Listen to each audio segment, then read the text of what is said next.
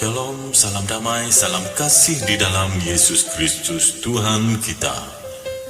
Hari ini saya akan kongsikan firman Tuhan kepada kita semua yang diberi tajuk Percaya bukan kerana melihat. Namun, sebelum itu saya ingin kongsikan sebuah ilustrasi cerita. Suatu hari, seorang ayah dan anaknya sedang duduk berbincang-bincang di tepi sungai. Sang ayah berkata kepada anaknya, "Lihatlah anakku, air begitu penting di dalam kehidupan ini.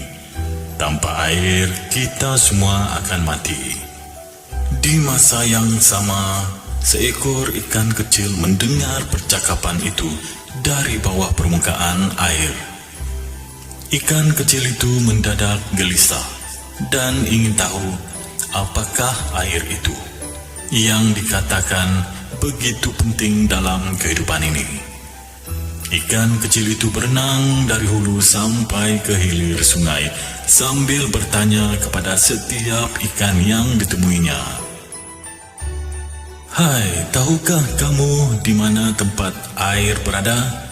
Aku telah mendengar percakapan manusia bahwa tanpa air kehidupan akan mati," kata ikan kecil itu. Ternyata semua ikan yang telah ditanya tidak mengetahui di manakah air itu. Si ikan kecil itu semakin kebingungan, lalu ia berenang menuju mata air untuk bertemu dengan ikan salmon yang sudah berpengalaman. Kepada ikan salmon itu, ikan kecil ini menanyakan hal yang sama. "Di manakah air?"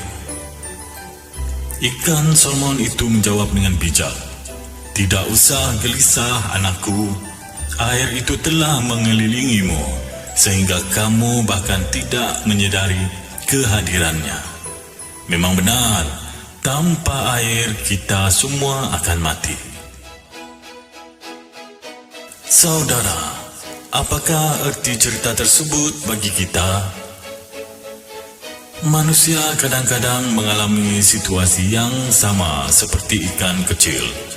Mereka mencari ke sana kemari tentang kehidupan dan tentang kebahagiaan. Padahal ia sedang menjalaninya. Bahkan kebahagiaan sedang melingkupinya sampai ia sendiri tidak dapat menyadarinya.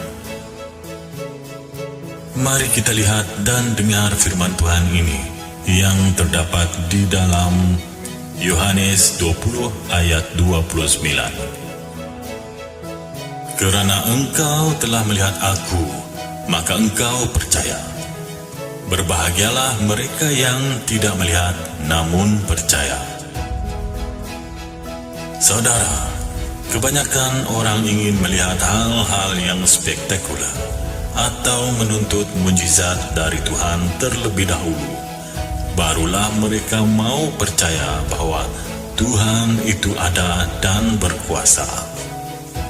Tidak heranlah Thomas yang sudah menjadi murid Kristus dan berkumpul setiap hari bersamanya masih meminta bukti. Sampai zaman sekarang, walau sudah mendengar tentang berita Injil dan juga mendengar tentang kuasa Kristus yang sanggup melakukan mujizat, tetapi masih ada orang yang masih tidak percaya kepada Kristus. Jadi, pertanyaannya saudara, bagaimanakah munculnya sifat percaya itu? Munculnya sifat percaya itu adalah disebabkan yang pertama, mengenal Tuhan kita. Karena dengan mengenal Tuhan kita akan menimbulkan rasa keyakinan yang membawa kita untuk percaya bahwa ketika di dalam pencobaan, Tuhan yang kita kenal pasti akan mengulurkan tangannya untuk memberi pertolongan. Yang kedua, miliki iman yang teguh. Ibrani 4 ayat 14, "Karena kita sekarang mempunyai imam besar agung yang telah melintasi semua langit, yaitu Yesus Anak Allah. Baiklah kita teguh berpegang pada pengakuan iman kita. Yang ketiga, memiliki pengharapan. 1 Timotius pasal 4 ayat 10.